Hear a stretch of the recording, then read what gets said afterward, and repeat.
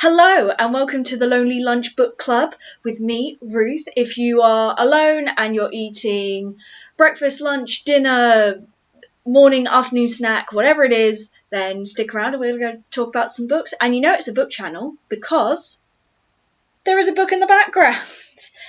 Today it is Margaret Atwood's 2000, probably 1999, because it won the 2000 Booker Prize, but Margaret Atwood's The Blind Assassin. I am only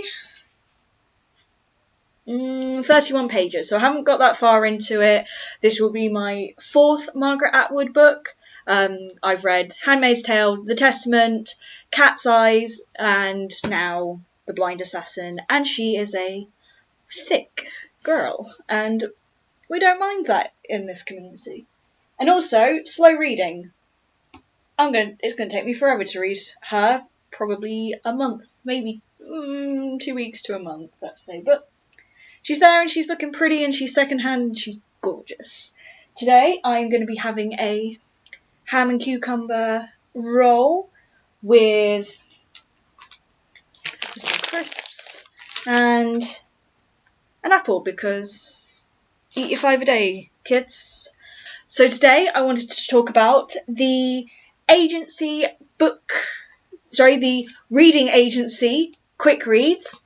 If you have never heard of these people or have never seen these around, basically every year at around about this time, it will be today when this video is uploaded, but these come out and they are literally like 100-page books, and there's 8 of them in the series this year, and they're all £1. And basically what it is, it's to promote reading. So I've actually got statistics here. So 1 in 6 adults in the UK struggle to read, or 1 in 3 just don't read entirely. And basically what this charity does is promotes good literature by amazing authors. As you can see, this is Graham Norton, but basically gets authors to basically make a less than 100, maybe just over 100-page book, and it will be stock full of just an amazing storyline.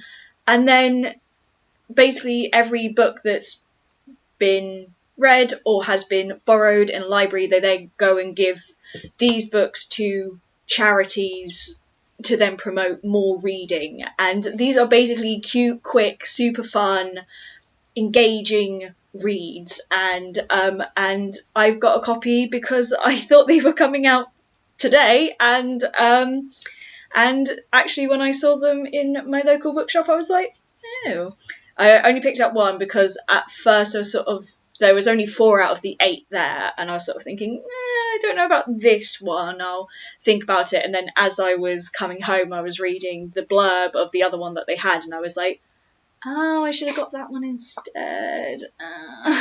No, I should have got that one as well, because I also want to read this, because I've never read a Graham Norton book, and I feel like this will be a great way to see if I actually enjoy his writing, because celebrity authors I'm never always too sure about, but we'll see.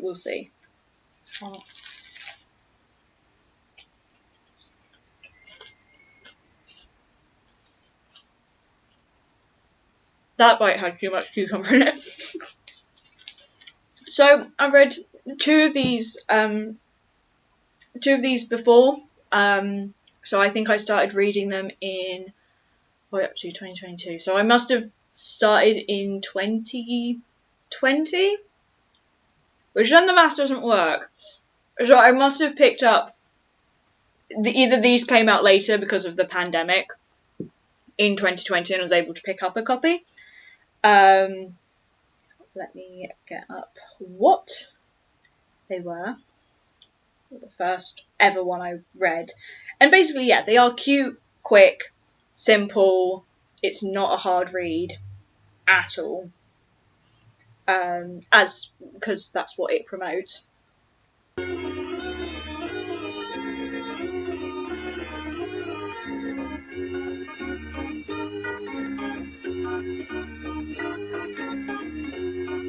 Okay.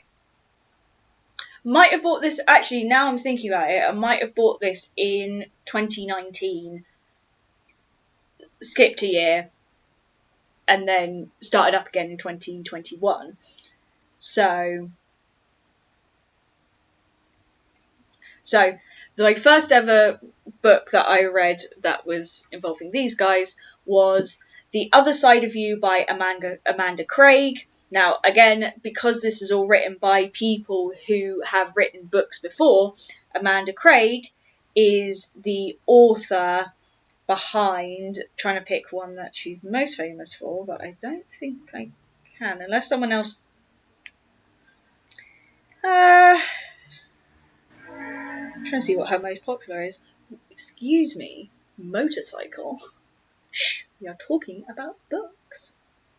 So she's read A Vicious Circle. She was recently in the Women's Prize for Fiction, the long list for the Women's Prize for Fiction last year, with The Golden Rule, and but then she wrote The Other Side of You, which is basically a modern retelling of Beauty and the Beast. This boy who's in want to say like an East London gang, like runs away, finds himself in an abandoned garden centre, and then through that he learns like what he actually wants to do in life, which is to actually grow plants and stuff like that, and that's what he wants to do. But also in the process he then meets this beautiful girl who he falls in love with, but because he's like in a run down garden centre, he's filthy, he's gross, he's got his hair is there, and it's like, oh well, he's the Beast, but he's got a good heart because that is what the Beast is. So yeah, so it's a really cute, quick, somewhat retelling of Beauty and the Beast with some liberties, i.e. there aren't any like garden equipment going, hello, I'm now going to sing you a song and you will be our guest. It's nothing, that doesn't happen, but the whole point is Beast meets Beauty and then they fall in love, and it's quite cute. So yep, I highly recommend. The problem is these books are actually available. You can go and look up the past books and you can go and buy them on the reading agency website. On the back of these books it does say, like, those were the ones from last year. But yeah, you can go back and rebuy the books, and so I would highly recommend that one. And then the one that I was most interested in last year was Saving the Day by Katie Ford. It's two F's with an E in the end, so I'm never too sure. I think it's Katie Ford. Anyway, Katie Ford is one of these authors who just writes cute fiction. You have seen her name everywhere. You have definitely seen her covers everywhere. She is just an author that just writes and writes and writes, and it's always like, girl meets boy, or girl finds difference in her life, probably meets boy at some point. But not to say that they're all the same, that's just what she's most well known for. And Saving the Day is about a girl who is working at a supermarket who just decides to, is just walking home, and she sees this advertisement for a kitchen assistant and in a cafe that she really wants to work at, and she goes in and she's like, I can't cook, but would you give me a chance? And the cafe owner's like, yeah, I'll give you a month give you a week to, it was either a week or a month to come up with some recipes to sell in our shop. And then she makes friends with one of her neighbours who is just a lovely person who bakes amazing cookies and scones, and she then teaches her for that week or month, and then the girl goes off to work in the kitchen at the cafe that she's wants to work at, and there's a little bit of romance, there's a little bit of drama, and yeah, again, less than 100 pages, quick cook. Yes, there is cooking in it. Cute, quick, that's what I was going for. Cute, quick, read, and all that, and then to all future book writers who write about a cafe or a cafe-like setting, put recipes on the back. Literally, like 20 of those pages, or not, so it's 100 pages in the book, and then I think like the last like 20 odd pages of the entire book is actually recipes dedicated to what she's just read, or what you've just read. So in the book, it's like these cheese scones with some cayenne, or I don't, might not be cayenne, but like spicy, cheesy scones. And then it's like, here's the recipe for that. Oh, you know about those chocolate chip cookies at the beginning of the book? There's the recipe.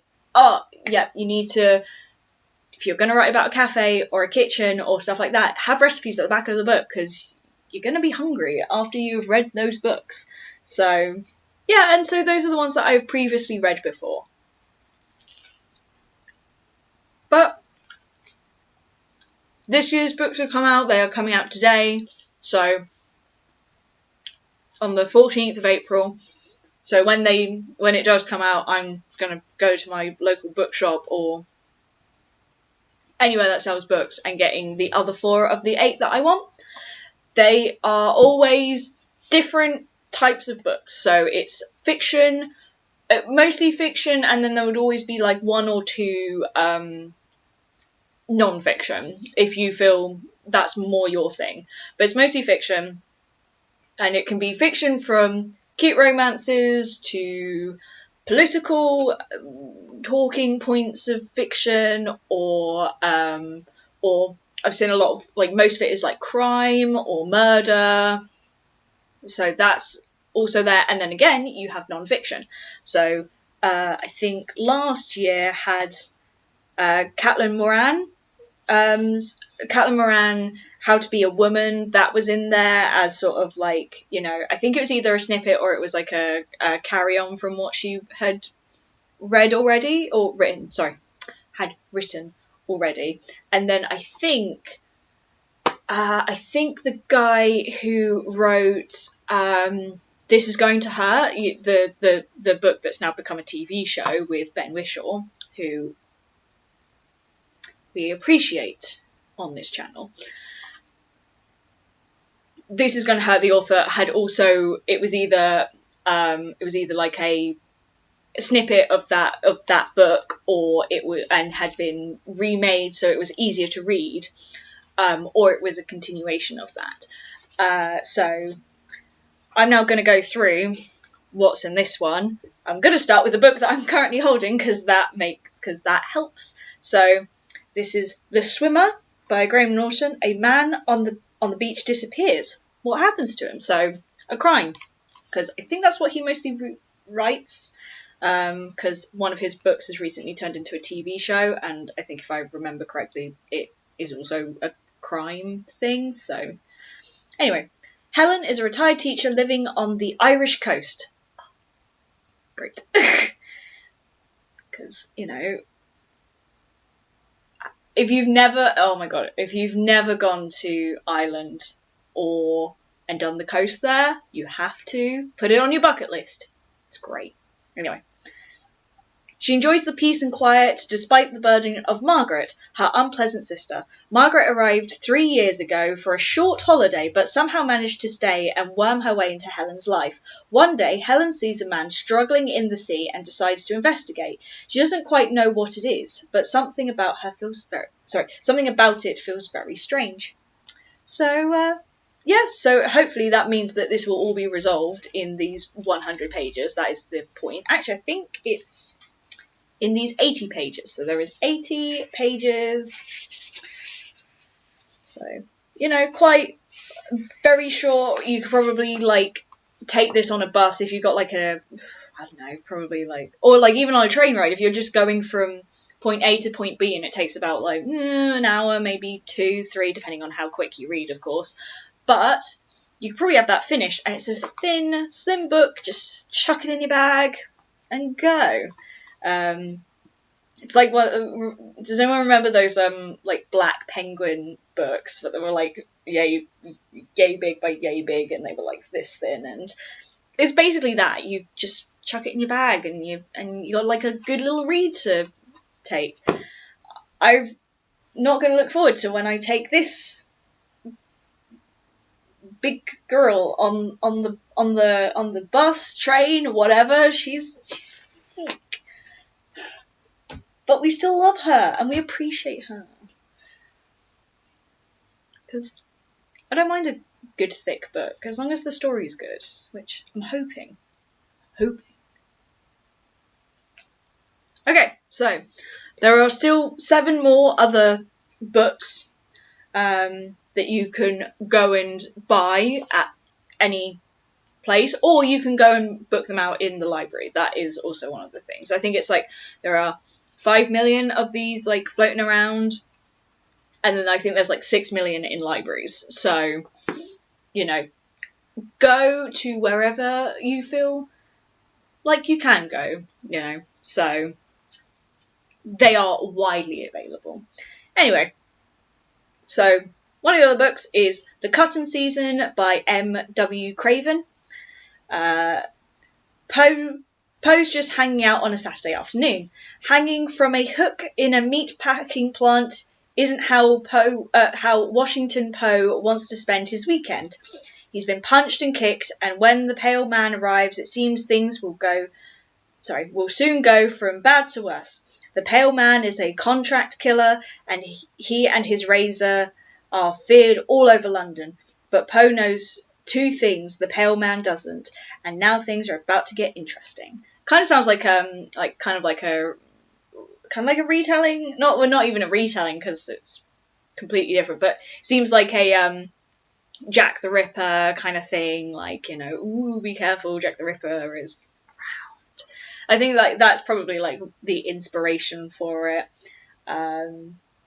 So you know, if you like your little murder mysteries, then, or not even murder mystery, this is like a thriller, you know. So if you like your thrillers and you want a quick thriller, sounds like this is the book for you.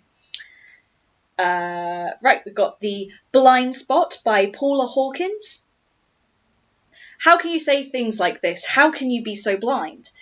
Since they were kids, Edie, Jake, and Ryan have been the closest of friends. It's been the 3 of them against the world. Edie thought the bonds between them were unbreakable, so when Jake is brutally murdered and Ryan accused of the crime, her world is shattered. Edie is alone for the first time in years, living in the remote house that she and Jake shared. She is grief-stricken and afraid. With good reason, because there is someone watching, someone has been waiting for this moment. Now that Edie is alone, the past she tried so hard to leave behind is about to catch up with her. So again, another thriller, another crime, depending on how you read that kind of thing. So the past 2 books that I have just described, I'm not really interested. I don't mind a good crime book, but when you do crime, it needs to be Thursday Murder Club, not I was going to say Midsummer Murders, but that's just basically the Thursday Murder Club. I'm not a huge fan of like hard hitting crime. It needs to be, I was about to say cute and fluffy, but you know, it's about murder and crime. There's nothing cute and fluffy about it. But you know what I mean? Like, it has to be, you know, light-hearted in places, still a bit tense, but you know in the end that all of your characters that you've just read are going to be fine. So, you know, that's the kind of crime that I like to read.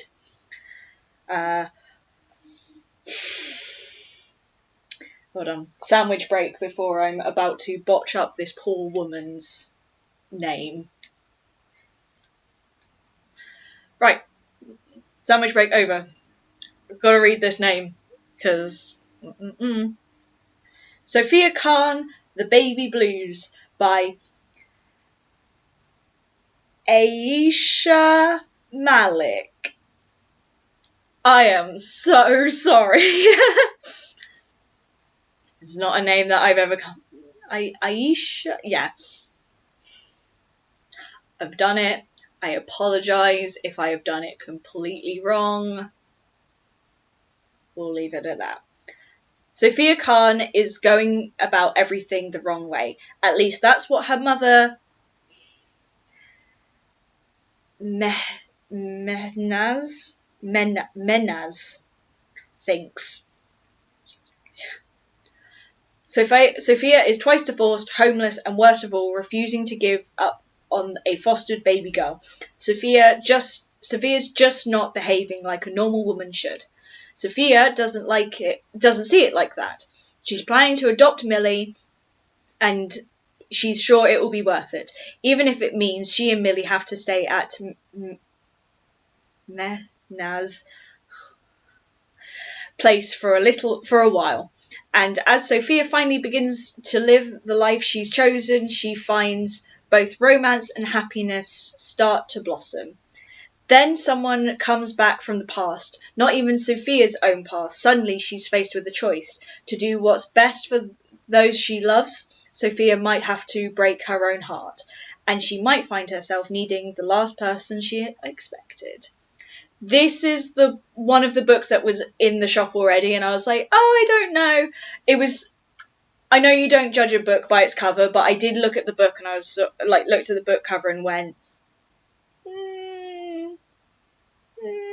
I'm not too sure if that's something that I necessarily want to read, but once I read the synopsis, it was sort of like, no, I kind of want to read it. I'm interested now. Like, I don't think I've ever read a book about like adoption or that kind of thing. So I'd be interested to see like what that's all about. I tell a lie. I have read Tracy Beaker. Don't know if that's a good point about like, ooh, adoption. But if I'm being honest with myself, I have. But it is Tracy Beaker, so take that up as you will. So the next one is The Kiss by Santa Montefiore. Sometimes your biggest mistake can also be a blessing. Madison has always known she had a different father to her siblings, but it wasn't until she turned 18 that she learnt his name. And now she wants to meet the man who shares her fair hair and blue eyes, Robert. Robert is a very lucky man. A big house, beautiful wife, 3 handsome sons. 18 years ago, he made a mistake. A brief fling that resulted in a daughter nobody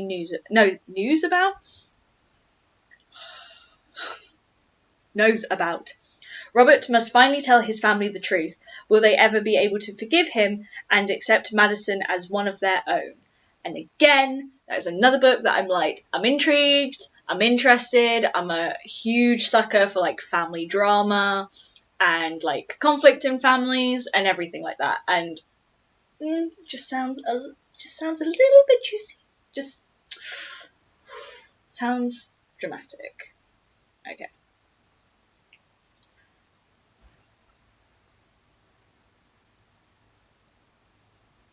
Hello. Right, sorry about that. Got a phone call. Anyway, where were we? So, The Black Mountain by Kate Moss. Now, huge name at the moment, Kate Moss. So, you know, if you like her books, again, it's like a book. It's just a book that you could read for £1 and get to. Or if you've sort of gone, her stuff seems a bit like too much for me right now, but I kind of want to read her, then, you know, this could be a good way into it. I'm doing the same with Graham Norton. I'm going to do the same with her because I've had the same thing of going like, I'd love to read your stuff. Seems a bit intense, but I would love to read it. So, it is May 1706. Anna, a young Spanish woman, lives in a small town on the northwest coast of Tenerife. with her mother and twin younger brothers. The town is in a shadow of a mighty volcano, which legend says has the devil living inside it. However, there has been no eruptions for thousands of years, and no one believes it is a threat. One day, Anna noticed the air feels strange and heavy, that the birds have stopped singing. Tending the family vineyard, a sudden strange tremor of the earth frightens her. Very soon it will be a race against time for Anna to help persuade the town that they are in danger and should flee before the volcano erupts and destroy their world. Will they listen? And Anna herself faces another danger. So again, slightly historical, but it's also like a drama. It's a bit of like a, indie worldy vibe, I guess, sort of thing. Like, you gotta try and get out to that place before it goes to shit. So, if you're into that kind of thing, you'll love this. And again, if you like Kate Moss's stuff already, then, go and go and enjoy yourself. Discover her if you've never read her stuff.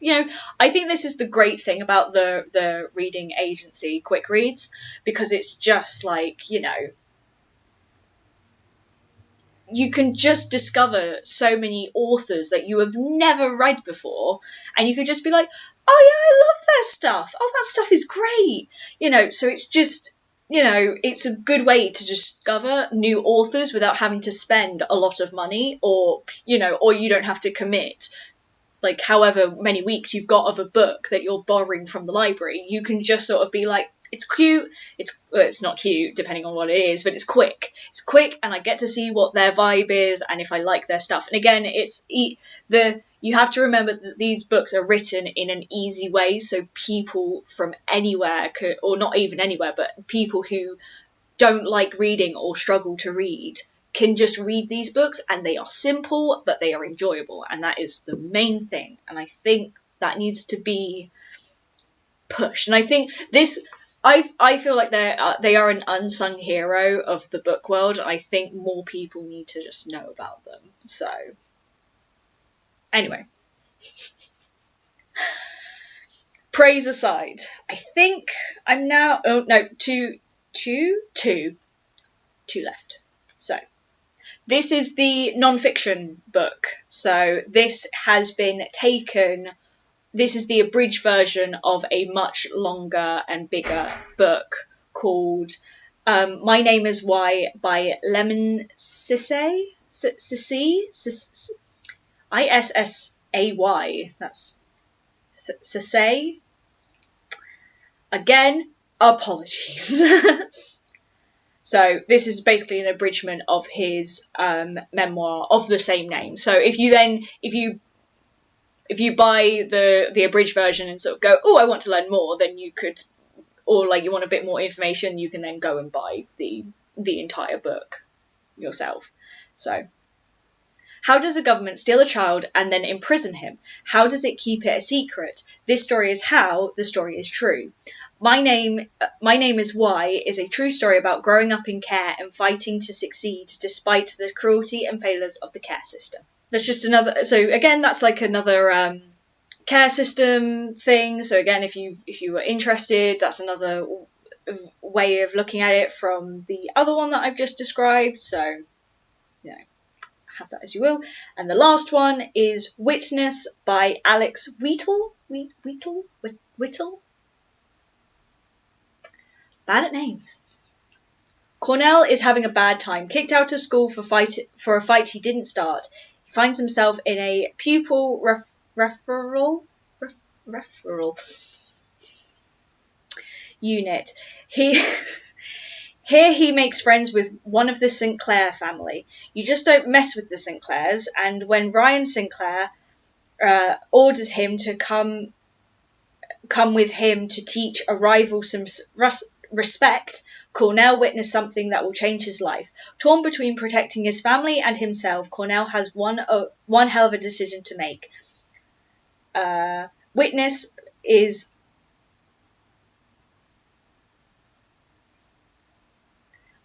is Alex Wheatle at his best. A thrilling story about street violence, friendship, and making the right choice. So, again, bit of an action thriller type of thing. So yeah, but that is all the books that are available in the reading agency. Again, I would highly recommend these books. They are so easy to read, they're so quick, they are cheap, and you get to discover so many authors that you would have never read if you looked at their other books and gone, nah. But because these are so short, there's no reason why you just can't give them a chance. And basically, I've read these books in an hour to maybe 2 to 3 hours, depending on where I am in my reading situation. So a book like this could take me 1 hour, and then some days it could take me a whole day, just because I'm not in the reading mood. But that shouldn't stop you. So from this, I've already got this books. I would then also pick Kate Moss, The Black Mountain, The Kiss by Santa Montefiore, and the Baby Blues. Those are the books that I would want to pick. Again, they are out today. They are absolutely incredible short books, and I can't stop recommending these. I really can't. So, with that being said, I hope that you've enjoyed just sitting to me literally read blurbs. That's all I've done. And I will definitely be picking up the other books that I want when they officially come out, because they only had 4 of the 8 when I went there, and the bookkeeper or bookseller was like, oh yeah, there should be more coming soon. And I was like, I'll wait until it officially comes out. So it officially comes out today. Go and pick up the ones that you are interested in. Go and pick up a new author that you've never read before. And So, I've finished my sandwich. I've still got crisps and apples, but apples? Just the one, actually. I only want to keep the doctor away for one day. So, I hope you've enjoyed this video, and I will be back again at some point. I will have a schedule, but not right now. And again, I promote slow reading, even though we've just talked about a quick book. Bye!